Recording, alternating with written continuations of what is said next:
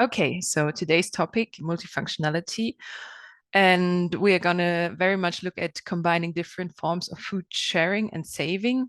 We have two speakers who are very advanced in the topic and work on it a lot. But then again, I think most of you work on multifunctional ways of, sharing and saving food. And we're going to shed some light on these and, really have a look at what exactly you do. So I want to give you a very quick intro into this topic of multifunctionality. What we thought is behind this is that from talking to all of you and from our experiences from the team, we have the feeling that all the food sharing initiatives, if they, know it or not, they actually use multifunctional ways of saving and sharing food. So in these pictures, you can, for example, see, these pumpkin gleaning activities we have there. Then there's some cooking classes, because many of you use also educational activities also for inclusive purposes, but also to pass on your knowledge about food. Then, of course, we have food processing and giving out food, sharing meals together, eating together. And then the last picture you see kind of represents the training aspect, because many of you also do professional trainings. So there are so many different activities. I'm sure there are many more. And yeah, I'm super excited to welcome our first speakers, which is Espigoladors. Therefore, I'm going to stop sharing now and pass it on to them. Okay, my name is Raquel Diaz. I'm from Espigoladors, and I will try to explain why we consider that at the beginning we didn't, as Joanna has mentioned, that we are employing the multifunctionality in our model. So thinking, and thanks for the questions and for the debate. In fact, we are based on the multifunctionality, So the starting point to try to answer during, I will put my chrono, sorry.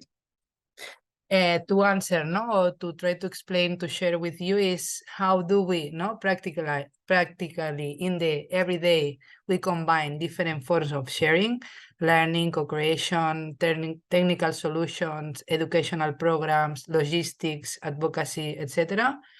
How and why and what do we provide or work with other stakeholders in the food ecosystem, and how these different ways of sharing or saving food can stimulate each other, or do they create silos into the same organization? So we are there. So first of all, I want to share with you who we are. So Espigoladors is a non-for-profit foundation that works we have three main objectives from the very beginning, from 2014. So we wanted to prevent food loss and food waste, to promote the right to access to a healthy food, sustainable diet for everybody, and provide and give job opportunities to disadvantaged groups of the society. So this was the starting point. So from the very beginning, the idea was to cover three different topics that at the same time are combined in the ecosystem, in the society. So how to give an answer to these problems. So we've been evolving from the first perspective of the first proposal to the current way of organizing the organization and the activities. But in fact, the beginning of the organization had these three main focus areas that works differently, and we wanted to combine all the actions, to cover as much as possible the complexity of the problems we wanted to face. So at the beginning, the model was explained as in this model, So we explained that we wanted to came back and to recover the activity of cleaning, to recover fruits and vegetables that were discarded because of different reasons, price drops, shapes, aesthetics, etc.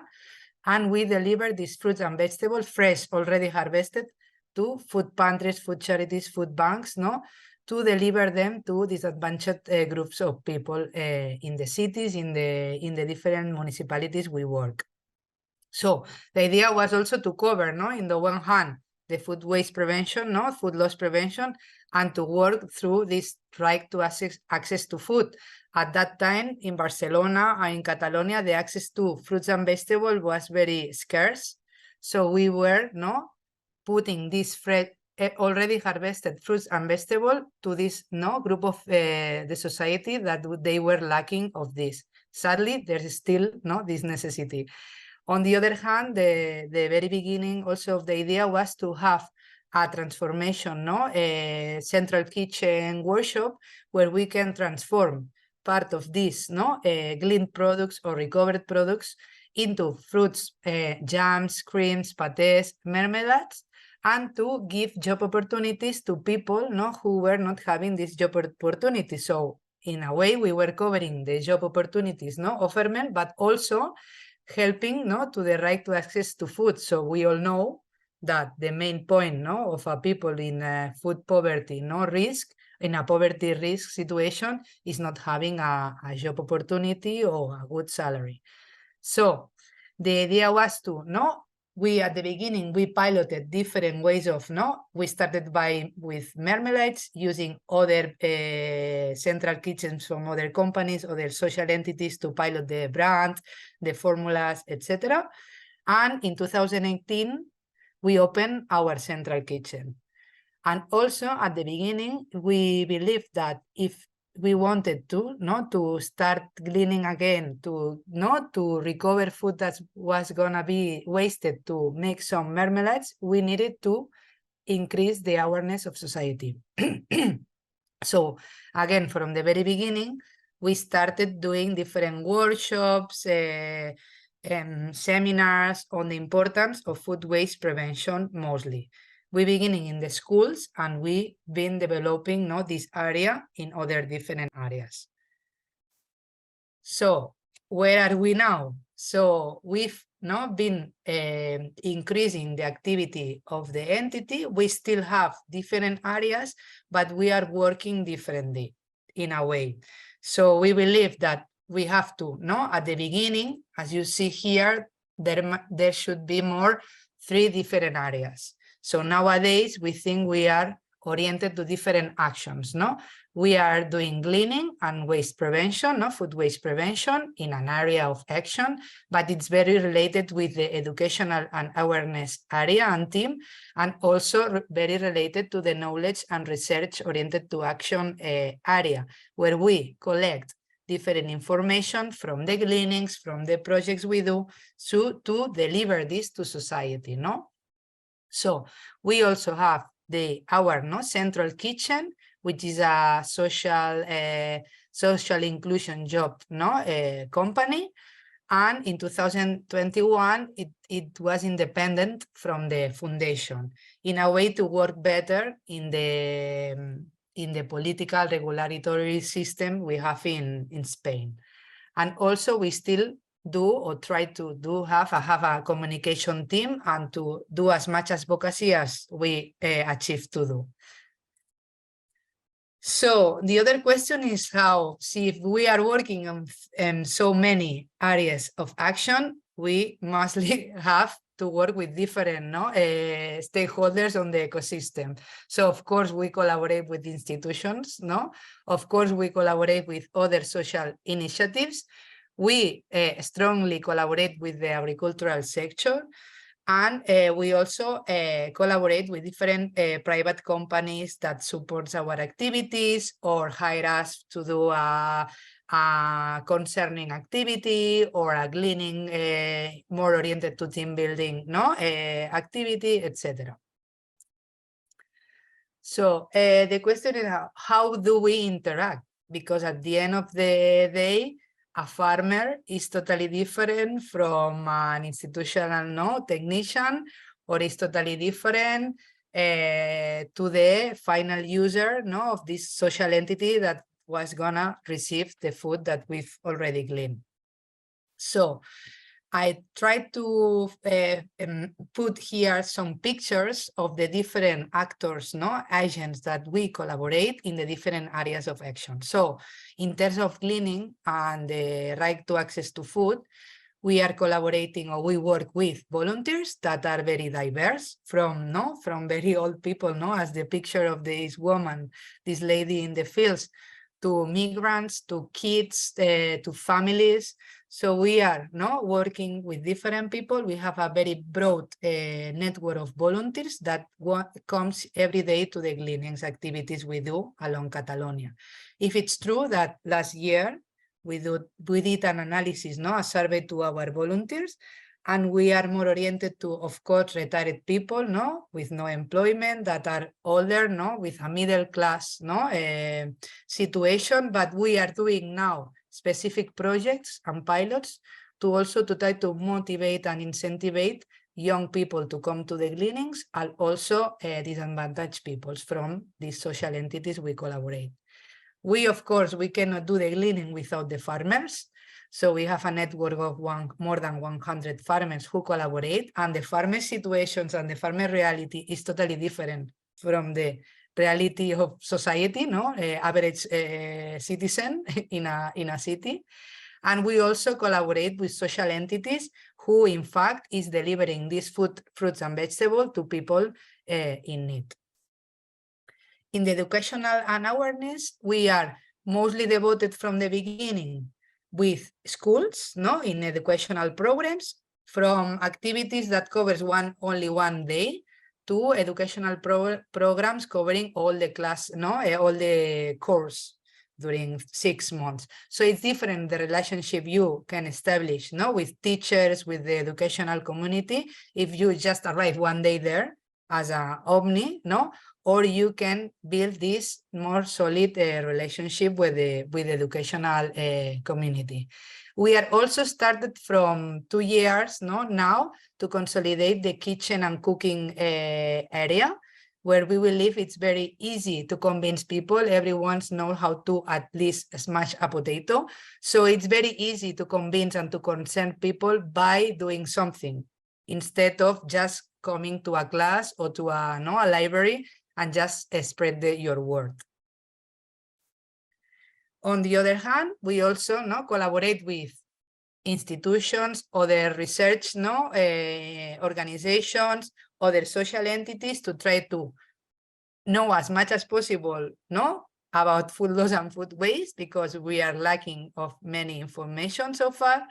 Also to try to do some advocacy. This is on the Spanish Congress, to asking a good food waste and food loss and food waste prevention law in Spain.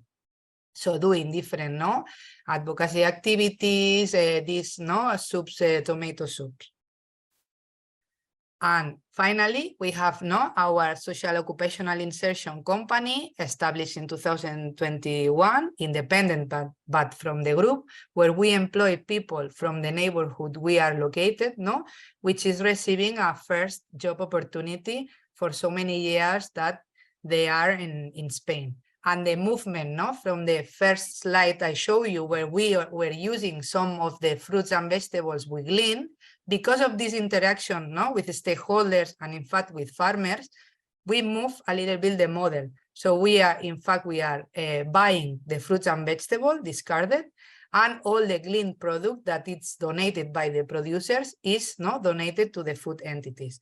So we are compensating to the farmers, because we are also working with them to provide them better prosperity. And in fact, we are in a moment that we can pay for this product. So we have our own brand, which is sold in different markets, in specialized supermarkets, little stores, buy presents in Christmas, etc. But we also offer transformation under their own brand to farmers. So finally, what are the challenges with these 2 minutes? So we have lots of challenge, because we are now 24 people working in the foundation and 24 people working on the central kitchen, but 25 people it's a good amount of people working, but in so many areas that in fact the areas are very small. So if we are not used, no, and very prepared for the interaction and to change mindsets, it's hard, no, to advance, and it's hard to coordinate people who is every day in the fields to write a grant, no, a project, to try to justify, no, or to make some advocacy. So we are also, no, on this challenge on how to combine all this culture, no, people who is always on the classroom, but has no this other part of theory, how to combine. We are also depending fully or on the foundation, mostly on institutional grants. So it's very hard, no, to combine this. At the beginning, we have the sellings from the fruits and vegetables, no, to equilibrate everything. But on the way, no, we thought that it was easier and had more sense that the central kitchen has their own, no, velocity, the speed to grow, because it has to scale up, to sell more, to transform more. And the foundation now it's under the consolidation path, no? So it's different risks. So we also here, no, it's a very maybe regional context. We don't have professionals specialized on the topic to hire. So we are always hiring and teaching people on the job we are doing. There are not so many people in Spain trained on food waste, food loss, how to clean, etc. So it's always a process of, no, the curve is very long. And we're also collaborating with different stakeholders with different backgrounds, as I already mentioned, from farmers to politicians. And because of this necessity of super violence to be alive, no, because of the grants, we have the risk of losing our primary aim. So we are always coming back again. What we are doing, this has sense to do it. And if I may give any tip that I'm not sure if I can share it. So we believe, no, that multifunctionality and working on different areas is the only way to work, no, and to solve the structural problem of the socioeconomic system, and in fact of the crisis of the food system. We need to train teams and to train new professionals. So we are thinking with other entities that have the same, no, lack of professional on how to do it, how to prepare students, no, to be the future colleagues. And it's very important to encourage new ideas, creativity, because we are always improvising, and to try to connect areas and action, and not do the silos, no, from the beginning of the question. So from my part, the challenge, no, I would say is, okay, this is very easy, but we've been taught, no, all the society, the resident society, in different areas. So doctors are doctors, no, the mechanic are the mechanics. So how do prepare or train professionals for this interaction?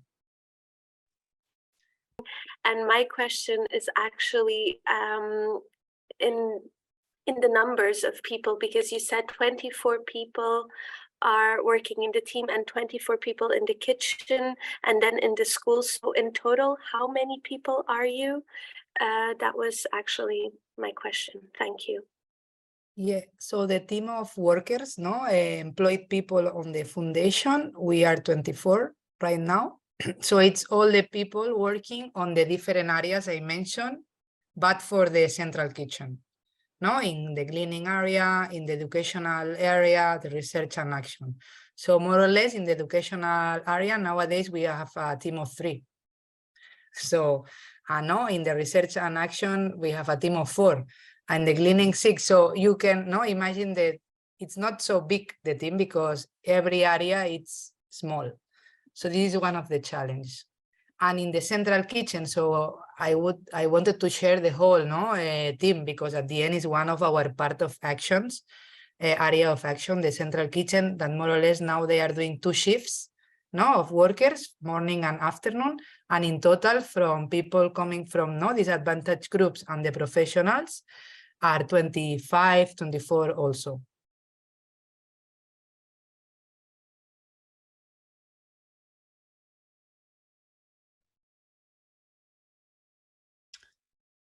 if nobody else wants to go, I also have a question actually. Because I wondered, how did you decide to become so multifunctional? Did you have like a strategy talk 5 years ago saying like, oh, there's the necessity to do this and this, or did it somehow evolve from externals who came to you and said like, we have these and these needs, and how can you answer? Yeah, so I think what's the primary idea. So the founder, Mireia, from the beginning when she, with other colleagues, started the idea of the Espigoladors, she was working on the idea of having cleaning, a central kitchen, and educational program area. So I wasn't in Espigoladors, but I was collaborating with Espigoladors because we were in other social entities as a volunteers, Mireia, myself, and it was from the beginning. So the idea, the preliminary idea she had, as an entrepreneurship, she is very entrepreneurship oriented, was to combine all these three areas. Now we've evolving to more specific areas, or we added the research. So, but the original idea still remains. So it was, if we want to cover, so the storytelling was, if we want to cover, the right to access to food, but on the same time, preventing food losses, we need to do these at least three main actions. So it was from the beginning. Was an original idea, I have to say, inspired by other projects. In the UK, Feedback Global already started to cleaning more frequently. There was other projects, Rubles in the Rubble, that were doing marmalades by food waste prevention. So it was nothing that one day she woke and believed. It was a combination, and I think an analysis of the situation in Barcelona to test and to pilot if it was gonna be possible to combine all these three ideas.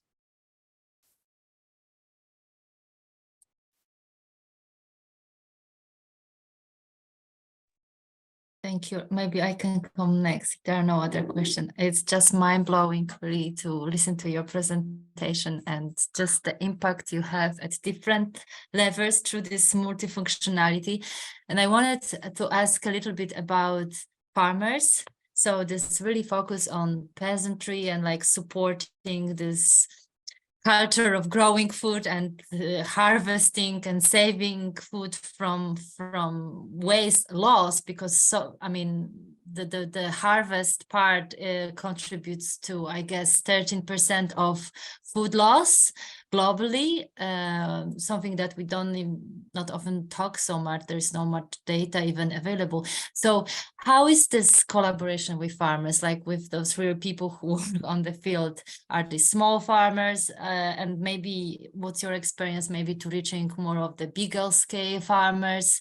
Do you have like meetings to kind of discuss the strategy together for gleaning? Do they advise you maybe what to do? If you could talk a little bit about this aspect. Yeah, so we can talk hours and hours only on the topic of farmers, because it's very, they are very peculiar, of course, and it's one of our main rocks of actions. So, of course, at the beginning, to start cleaning, the idea was to convince one or two very motivated farmers, because if not, was gonna be impossible, because it was it was forbidden, the idea of cleaning in the Barcelona metropolitan area. So we want to convince them that it's gonna be okay. So with some of leaders, farmers, we start doing some pilots and to demonstrate others that it's gonna be possible. So from the beginning also the idea of formalization and organization. So we are very formal, we do have all our grants, insurance, we all do go with our bids, so very identified. So this beginning was also good to explore other collaboration. And it was not until 2018 or 19 that we achieved to sign an agreement with the biggest farmers union in Catalonia. So we convinced them that, but also debating a lot with them. So adapting our preliminary idea, for example, on not to transform part of the glean product, for example, no? So understanding their position, understanding their problems, we also were open to adapt our model because of the collaboration with them. In fact, nowadays we are thinking on what else to do with farmers, because okay, they agreed, no, that cleaning is good to come, no, to move people to the farm, to visualize the food losses, no, that if not, nobody had these images or the numbers. But what else? It's not enough. So we think it's not enough. So, and we are thinking what else we can do with them. We start collaborating with them with specific projects and ideas. And there must be something else that we are. And what they also think it's very positive from ourselves, and our idea is that we work there. We know we put our hands in the sand and we are charging boxes and we are working, no? At the same time, they are working in another part of the field. So they appreciated a lot this effort culture, no? This is very, the language of farmers is different from other languages. So we have a team very, very oriented to this, very in favor of this, no? Coordination and with the complicidad, no? Complicity, I don't know the word in English now, sorry. So yeah, so it's we want to work for, not for them, but we work with nowadays with all type of farmers, conventional ones, agroecological ones, small, big one, because we have our idea of the impact and the food losses. In the future, if we can expand, no, along the territory, the gleaning, maybe we can decide if we orient more or target more to one or to others. But so far, our idea is to prevent food losses and to know what is happening, because if we are not there, we don't know. So, but yes, this is the tricky part, no? To convince them and to be very slowly on the conversations and very flexible. So, for example, Oriol, who is in Lleida, in another part of Catalonia, we still not there gleaning because it's not so ready prepared the conversation and the debate. So we started doing these debates, no, and meetings. Thank you so much, Raquel. And it's again time to move on. Thank you so much for answering all the questions. And I'm sure in the breakout room, there will be more time to discuss. But now I'm going to pass on to Barbara and Tiago from Upfarming. So after this really amazing presentation, we're going to complement somehow, because I think we also share some of the path, but in a very small scale. And we can add some stuff to the Catalonian project. So as we all know, multifunctionality of food sharing and saving, and just we already had little presentations about our mission, but I think it's always nice to go back to where we start. So we are a very young NGO. We are celebrating 3 years in June. So and our idea is to promote food literacy, community development, participatory ecology, / advocacy, and well-being in the cities through implementing holistic urban agriculture project. And we started the whole idea looking at the vertical farming and what are the opportunities around that. And then through time, we ended up in this idea that we wanted to explore all these tools that we call tools, like the vertical, the horizontal, composting, and agroforestry. So we could have more ways to create new projects and tackle issues and specific groups of people. So in the end, we want to create healthy, resilient, sustainable cities through participatory urban farms. Yeah, quick. So in terms of the framework, I think this webinar also helped to systemize things that we were applying, but we didn't have a name or a recipe for them. So it was quite helpful as well to prepare the presentation. So we basically divided our framework into 4 main groups. So food as a tool to learn, And here we're talking about food literacy, education, so to eat better, to buy better, and to increase self-awareness. So this is, well, I would say, this is where we started. So it's our core was initially food literacy. Food is a tool to connect, so to share knowledge, to talk about urban wealth and well-being, so making the spaces greener in the city, community engagement, and to tackle social exclusion. Also, our first project was exactly targeting social exclusion. So this was also something that was right there from the beginning. Food as a tool to help. So the idea that every project can help, of course, the community as the main beneficiaries, but can also make new connections and help other people from other communities. So to create a kind of a network. So food as a tool to help would be to make sure that we all have better access to food, support social changes, positive social changes, of course, partnership with food banks, and food as medicine. So also to allow some people that wouldn't have access to doctors or to nutritionists that in this case would start having them. Then food as a tool to develop, so community development, empowerment, of course, the support for local economy, and the idea that we could create new jobs. So the idea here in the presentation is to talk a little bit about how we've combined each one of these four elements in the four projects we're going to present today.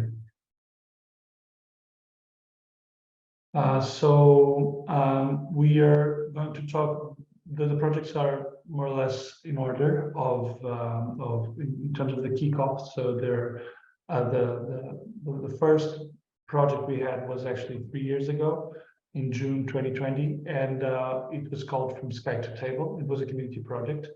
Then the second one, we took 2 years to fine-tune a lot of things, mostly regarding hardware, so technology, because vertical farming, a little bit like the previous project, there's not so many people talking about vertical farming or that are experts on the topic. So we had like a really hard time figuring out how can we use the technology and cover all the blind spots. Then on 2022, we've launched within the same program From School to Table, which is a school project in the same area of Lisbon. So we had like already a trust bond with the local municipality. So we were able to develop a second project. Then a third project called Vertical Farming Horizontal Solidarity. It's a prison project, so it's actually the grand opening is today at 2:30. So the Ministry of Justice will be there, and it's a great achievement to be able to actually do something in a prison in Portugal. It's a really special prison, but Barbara will talk more about it later. And the Lisbon Farmers Food Hub, which is a market project in a really special, interesting, and dense part of Lisbon city center. So these are the four projects with 4 different scales and 4 different target groups. So From Sky to Table, as Thiago said, we kick off in 2020. We built our first greenhouse with 4 vertical towers. And it was the first time we were testing out this technology. As you can see, some of the pictures, that's more or less how they look.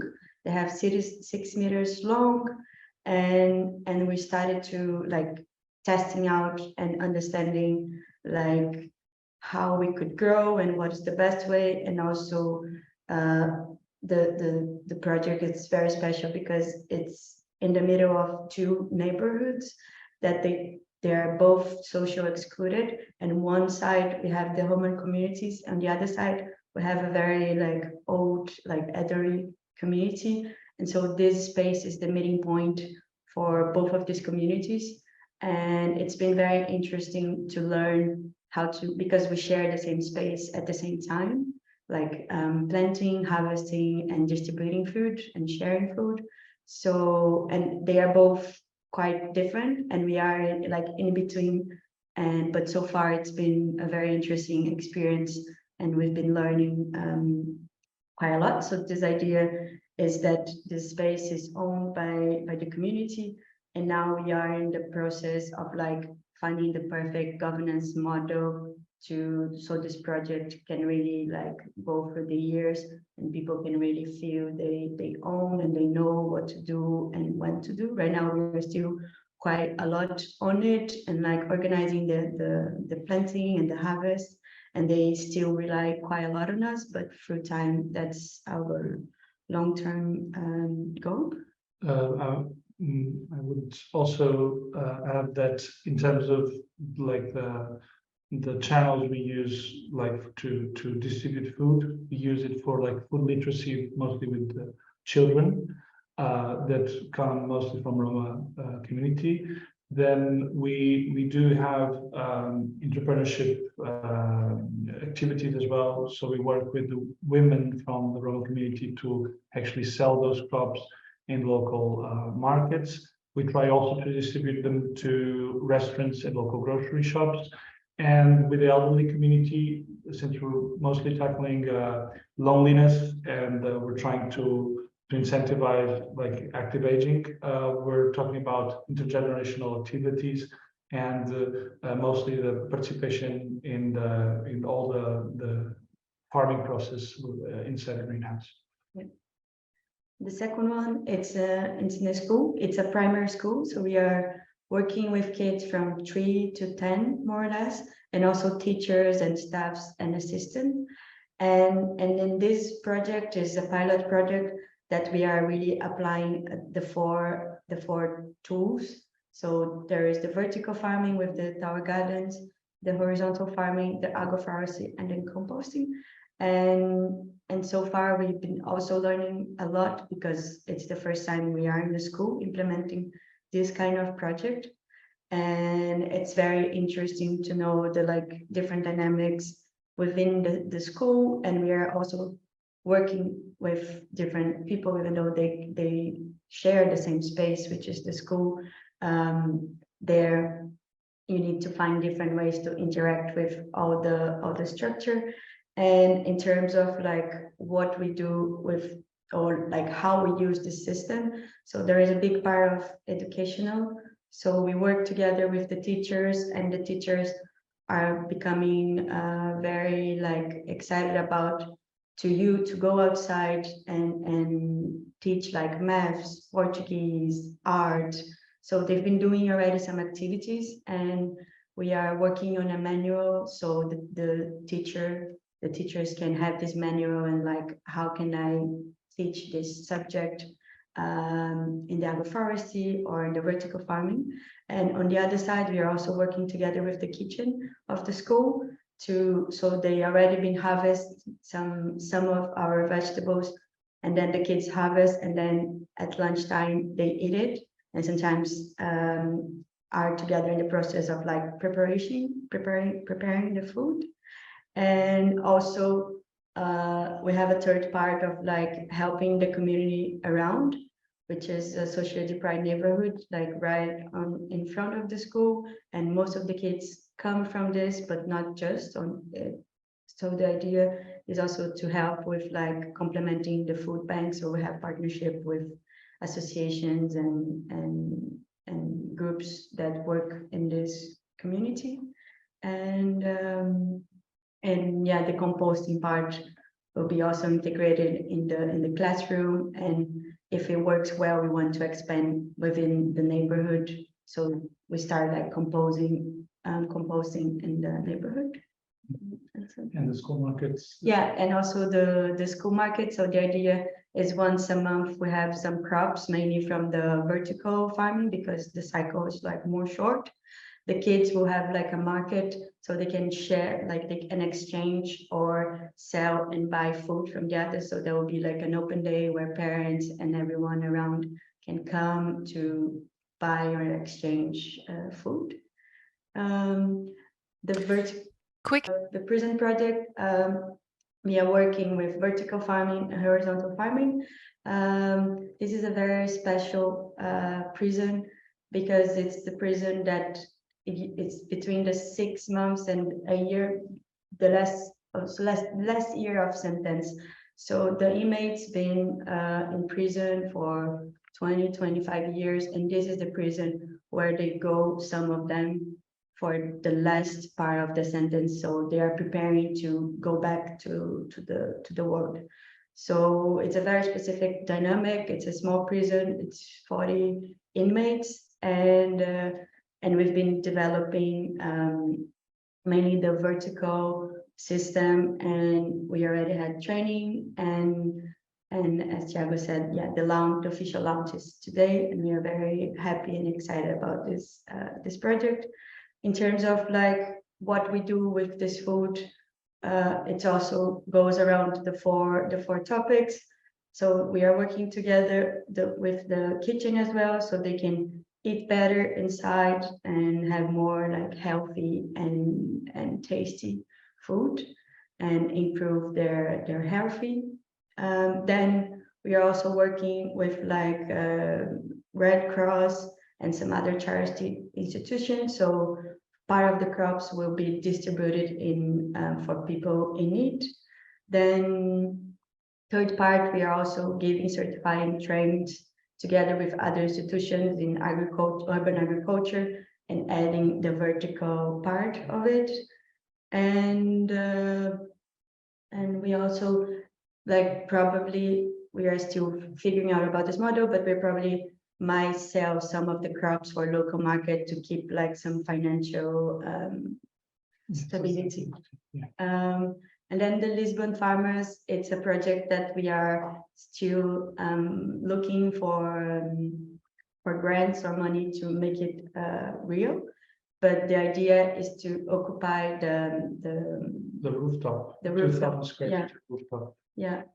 Of Mercado de Reis. So it's a really iconic central market, and we've managed to, with the help of another architect called Ricardo Barbosa Vicente, to actually get the license to occupy these 2,000 square meters. And what we've been learning here, it's mostly about like how to engage with people in the municipality, but also like in the private and public sector to actually be able to fund this project. So this is still like a dream yet to become true, but we wanted to share with you.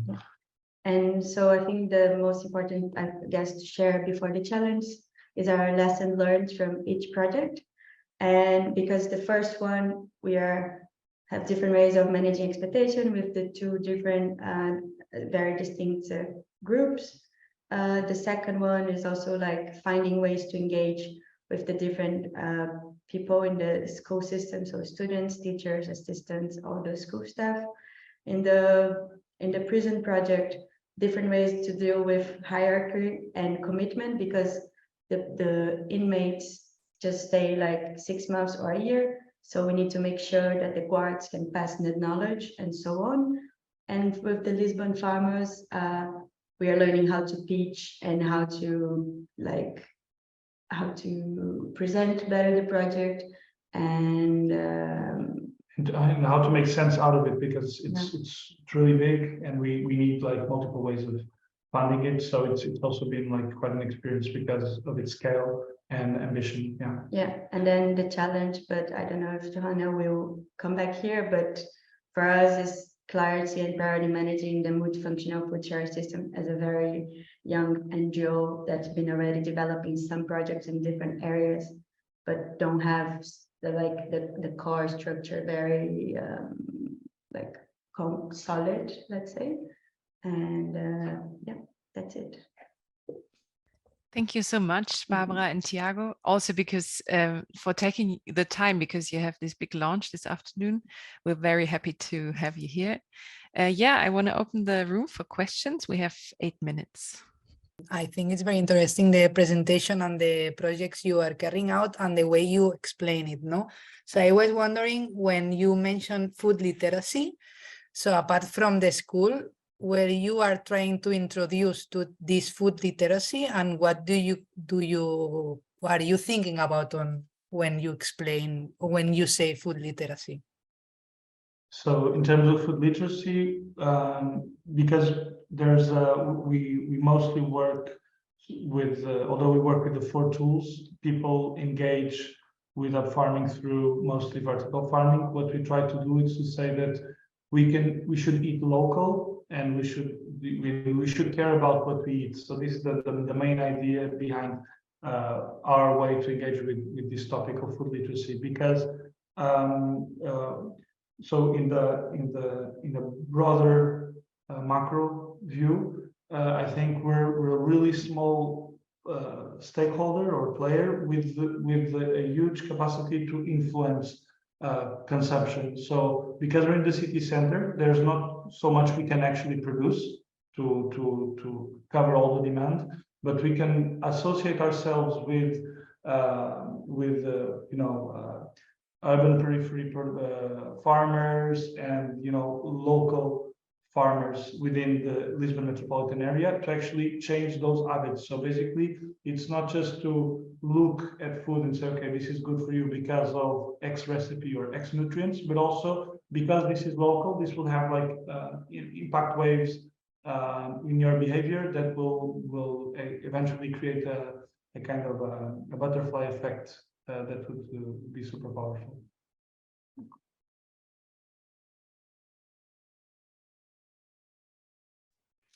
Yeah, Gunilla. Yes, thank you very much for your presentation. And well, I know you were at the beginning of your organization, but I was thinking about comparing to Espigoladors, that the kind of projects that you launched, you're kind of, what I understand is just like some few years, maybe the duration, and then you are supposed to step out of that project. And I see like the vulnerability of this, of if this is the strategy on the long term that you have, or if you want to like maintain your presence in this project for the longer time. Because I mean, I think many of our organization, I mean, do we want to kickstart this project and then step out, or do we want to maintain during a longer time? Or how can we combine these two activities? If you have something to say about it, to have some farm that we really is our farm, but we will keep it going, and some projects where we start and train others, because otherwise I feel so. Please, some opinions about this. Yeah, that's a great question, because we're still so the idea is to create a kind of holding hands system where we're always there for them, but after like 2 years after the implementation and 1 year, like 1 year of implementation, 1 year of maintenance and sustainability, I would say that we would like to you know, step back, not like in the hardware bit where we can actually provide knowledge and expertise to actually fine tune, but mostly on the governance and how to manage what you've inherited. So the idea is like the system keeps on going, and if the community wants to sell lettuces, although they're less, the value for money, it's like less interesting from a certain perspective, it might be more interesting on another perspective. So our idea would be to become almost like farmers. So we would just like, you know, people would actually be like farming, but we would be like on like the back office, making sure that every plague or every hardware problem or every, you know, every kind of upgrade, we would be able to provide that assistance to fine tune it also. And I think it's also this question is a big topic right now. We've been discussing quite a lot to find the sustainability, like and financially like a good model that could work. So how this project would age through time, and with the school it's one process, with the prison it's another process, and with the community it's also another process. So the community is the one that the greenhouse is the one that's been more time around, so we are kind of focused on them, on this sense of like how we go from now, and it's also a matter of like having the resources, mainly like money wise, because these are all grant projects, and some of them it's a year, some of them is 2 years. And so when this grant is over, how can we keep going and paying the human resources, because it's a lot of time to dedicate. So right now we are studying this model of like selling parts of the crops, and then part of it comes from for the association, to the association to be able to give back the support and be always around, but still very blurred in the sense of how we're gonna keep going and what will be the best fit of each project to make sure that they're not going to die, or people will not let the project like sitting around. Now I want to close this open session of the webinar. Thank you so much to the speakers and all the engaging questions.